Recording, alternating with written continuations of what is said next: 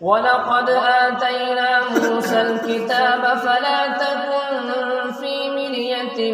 من لقائه وجعلناه هدى لبني إسرائيل وجعلنا منهم أئمة يهدون بأمرنا لما صبروا وكانوا بآياتنا يوقنون إن ربك هو يفصل بينهم يوم القيامة فيما كانوا فيه يختلفون أولم يهد لهم كم أهلكنا من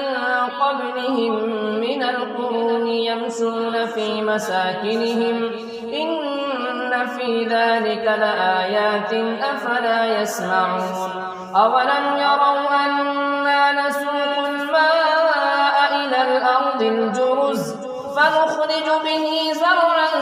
تأكل منه أنعامهم وأنفسهم أفلا يبصرون ويقولون متى هذا الفتح إن كنتم صادقين قل يوم الفتح لا ينفع الذين كفروا إيمانهم ولا هم ينظرون فأعرض عنهم وانتظر إنهم منتظرون.